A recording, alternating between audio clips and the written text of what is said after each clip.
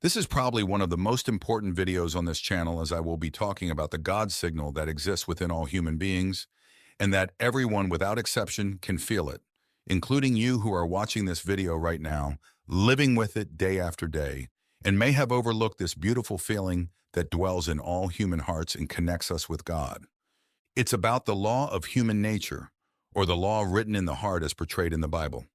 It immediately reminded me of C.S. Lewis in Mere Christianity, masterfully addressing the essence of human morality and its divine origin.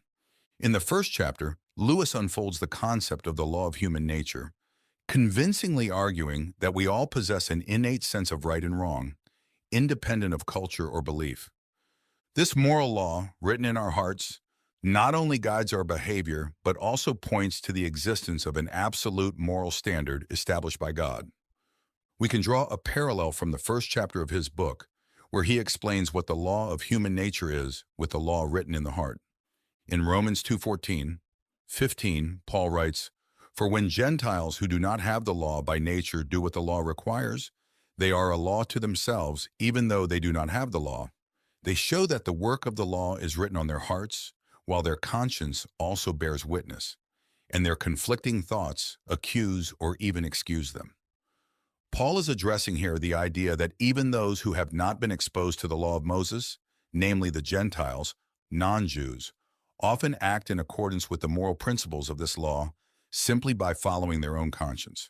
This suggests the existence of a universal moral law, engraved by God in the heart of every person. Everyone has seen people quarreling. Sometimes the quarrel sounds funny, and sometimes it sounds merely unpleasant. But however it sounds, I believe that we can learn something very important by listening to the kind of things they say.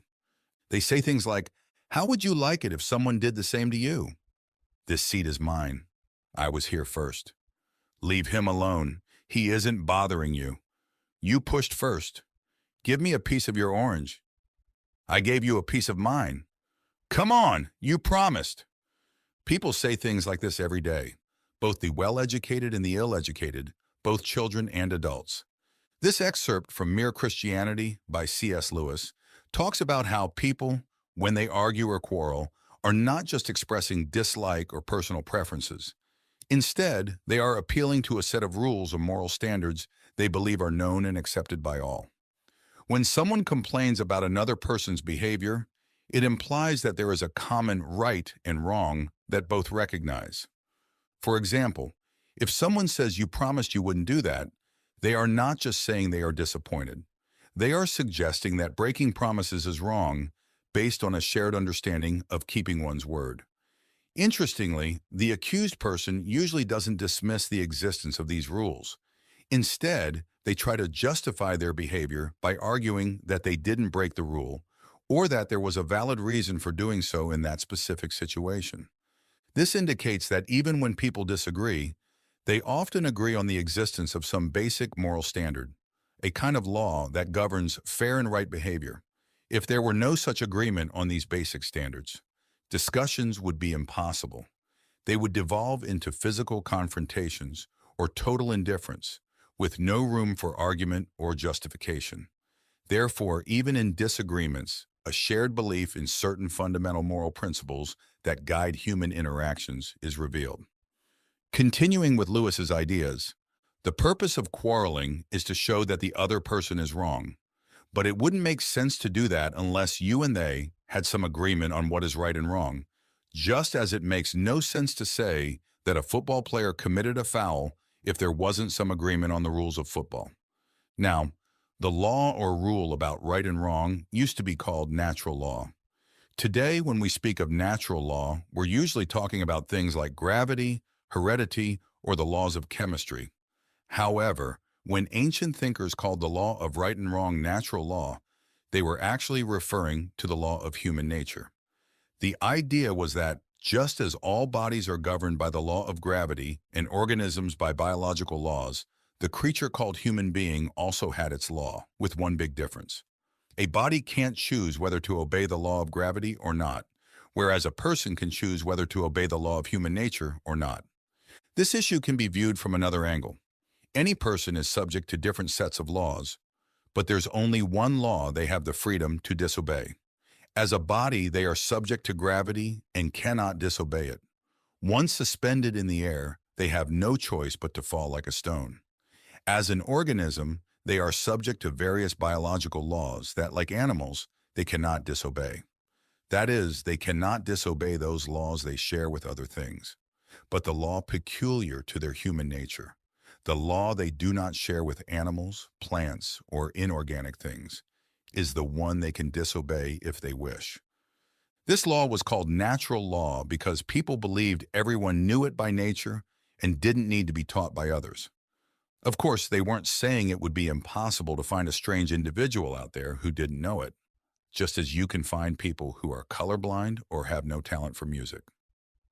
After reading your words, I conclude that the concept of natural law transcends mere observation of physical phenomena such as gravity or chemical reactions, delving into the depths of what it means to be human. Historically, thinkers like Aristotle, Cicero, and Thomas Aquinas contemplated natural law as an intrinsic moral guide, an internal compass that distinguishes humans from other creatures. This law not only prescribes how we should act, but reflects the moral structure of the universe, suggesting a divine or transcendental origin. The freedom of choice of the human being, the ability to obey or disobey this law of human nature, is what most distinctly sets us apart from the rest of the natural world.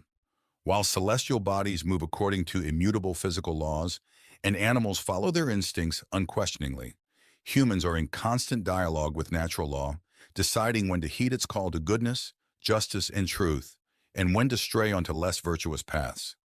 This unique capacity for choice places immense responsibility upon our shoulders. In our modern society, marked by diverse beliefs in the pursuit of individual autonomy, the notion of a universal natural law may seem challenging. However, it is precisely this capacity for choice, informed by a common moral sense, that allows us to engage in dialogue about ethics, human rights, and social justice on a global scale. Recognizing natural law as a moral foundation is not to restrict human freedom, but to acknowledge that our freedom is most meaningful when guided by universal principles that promote the common good. It is interesting to note how, despite the varied cultural expressions of morality, there is a common thread, a tacit agreement on fundamental values such as human dignity, equity, and mutual respect, reflecting the persistence of the law of human nature in all societies. This recognition does not deny the ethical and moral differences between cultures, but emphasizes a common ground that enables cooperation and mutual understanding in an increasingly interconnected world. Again, Lewis writes, however, taking the race as a whole, they thought that the human idea of dignified behavior was obvious to everyone. I believe they were right. If they weren't, then everything we said about war would have been absurd. What sense would it make to say the enemy is wrong if what is right isn't something real that, deep down, the Nazis knew just as well as we did and had a duty to put into practice? If they hadn't had a notion of what we meant by right and wrong, then as much as we continued to fight them, we couldn't blame them any more for it than for the color of their hair. I know some people consider natural law or the law of dignified behavior, known to all men, unfounded because various civilizations and peoples of various times have erected very different moral doctrines. But this is not true. It's true that there are differences between their moralities, but these have never amounted to a total difference. If someone took the trouble to compare the moral teaching of ancient Egyptians, Babylonians, Hindus, Chinese, Greeks, and Romans, they would indeed be struck by how similar they are to each other and also to our moral teaching. Some of the evidence for this is gathered in an appendix to another book of mine called The Abolition of Man. But for our present purpose, it's enough for me to ask the reader to just imagine what a completely different morality would be like. Imagine a country where people were admired for fleeing from battle or where a person took pride in having deceived all those who were kind to them. It would be like trying to imagine a country where 2 plus 2 equals 5. There is disagreement about the people you should be altruistic towards, whether it's just your own family or your fellow countrymen or everyone. But they have always agreed that you should never put yourself above others, as selfishness has never been something to be admired. People differ on whether you should have 1 wife or 4, but they have always agreed that you cannot simply have any woman you desire. But the most striking fact is this. Even if you can find a person who adamantly claims not to believe in right and wrong, that same person will appeal to it immediately afterward. They may even break the promise they made to you. But if you try to break yours with them, they will quickly complain that it's not fair. A nation may even say they don't care about treaties, but then the next moment they start presenting their case, saying that particular treaty the others want to break was unfair. Yet if treaties don't matter, if there is no such thing as right and wrong, in other words, if there is no natural law, what would be the difference between a just treaty and an unjust one? Wasn't it they themselves who betrayed it, showing that as much as they speak against it, they know natural law just like anyone else? Lewis uses the example of World War II and the fight against the Nazis to illustrate his point. He questions how we could judge the actions of the Nazis as wrong if there were no objective and universally recognized moral standard. Without such a standard, war would be reduced to a mere dispute of preferences, without a moral basis to assert that one party was right and the other wrong. To reinforce his argument, Lewis challenges readers to imagine a society with moralities radically different from those we consider acceptable, such as one that values cowardice or deceit. He suggests that such an exercise is almost impossible because the differences between human moralities are variations around a common theme, not total discrepancies. He also addresses how, despite cultural variations on whom we owe our loyalty to or how many wives one can have, there is consensus on principles such as the rejection of selfishness and the unlimited right to desire. This similarity in moral foundations across distinct cultures points to natural law as a universal truth. Finally, Lewis argues that even those who deny the existence of objective right and wrong ultimately invoke these concepts in their own arguments, revealing a contradiction that confirms the undeniable presence of natural law. Even in the rejection of treaties or the breaking of promises, people naturally resort to the notion of justice, demonstrating that, deep down, they know and recognize the law of human nature. Continuing in your words, it seems then that we will be forced to accept that there is right and wrong. People can often deceive themselves about them, just as people sometimes make mistakes in calculations. But this is not a mere matter of taste or opinion, but of multiplication tables. Now, if we agree on this, I will move on to my next point, which is this. None of us actually observes natural law. If there is any exception among you, I apologize. It would be better for them to read another book, as nothing of what I'm going to say concerns them. And now let's turn back to ordinary human beings. I hope you don't misunderstand what I'm about to say, for I don't want to preach, and God knows I don't intend to be better than anyone else. I'm just trying to draw attention to the fact that this year, or this month, or more likely today itself, we have failed to adopt the kind of behavior we expect from others. We can use any excuse. That time when you were unjust to your children, it was when you were too tired. That somewhat shady deal, the one you almost forgot about, came up when you were financially tight. And what you promised to do for good old so-and-so and never did, well, you would never have promised to do it if you knew how busy you would be from that day on. And as for your behavior towards your spouse or husband or sister or brother, if I knew how annoying they could be, I wouldn't be surprised. And after all, who do I think I am? I'm no different at all. That is, I'm not very successful in observing natural law. And when someone tells me that I'm not observing it, an endless list of good excuses comes to mind. The question at this moment is not whether these excuses are good. The fact is that they are further proof of the depth of our belief in natural law, whether we like it or not. If we didn't believe in dignified behavior, why would we be so concerned about making excuses for not having behaved in a dignified manner?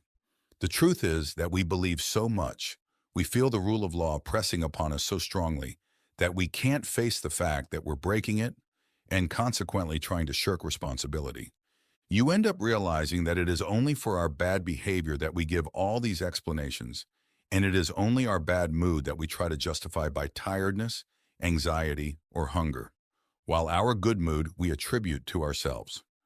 These are then the 2 points I would like to emphasize. First, that human beings from all corners of the world have this curious idea that they should behave in a certain way, and they really can't not do it. Secondly, individuals, in fact, do not behave in that way. They know the moral law, but they transgress it. These two facts are the basis of all clear thinking about ourselves and the universe we live in. In this revealing passage, C.S. Lewis confronts us with an uncomfortable yet undeniable truth about our human nature. We know right from wrong, but often fail to live according to that knowledge. This dilemma is not merely theoretical or philosophical. It permeates every aspect of our daily lives, affecting our relationships, our choices, and our spiritual growth. In everyday life, this conflict manifests in small choices and large dilemmas. Whether in the impulse to speak a harsh word in response to momentary frustration, the temptation to be dishonest for personal gain, or the omission of an act of kindness for convenience. Each of these moments represents an internal battle between following the natural law inscribed in our hearts and yielding to our human weaknesses. For Christians, this recognition of our fallibility should not lead to despair, but rather to an acknowledgement of the need for grace and redemption found in Christ.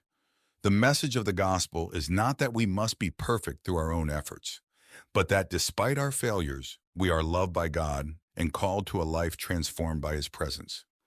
The Apostle Paul echoes this truth in his letters, especially when he speaks of his own struggle with sinfulness, Romans 7:15-25.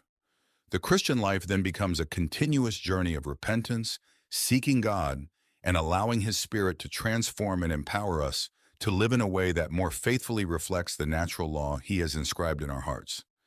In practice, this means adopting a posture of humility, acknowledging our shortcomings and seeking forgiveness and restoration in relationships we've damaged. It also means striving daily to align our actions with the moral principles we recognize as true, seeking God's help to overcome tendencies that lead us astray. Furthermore, this understanding calls us to be patient and merciful with others, recognizing that everyone is fighting their own internal battles. Instead of quick judgment, we are called to offer the same love, grace, and encouragement we've received from God. Ultimately, recognizing our inability to perfectly fulfill the natural law leads us to a deeper dependence on God and a richer appreciation of His grace. It also motivates us to live more intentionally, seeking to reflect God's love and justice in every aspect of our daily lives. In this process, we discover that true transformation does not come from our strength, but from the transformative power of God's love working in and through us. And if you enjoyed, please leave a like and subscribe to the channel. If you wish to watch another inspiring video, check out the video I'll leave on the screen about anti-Christian habits that you should be aware of.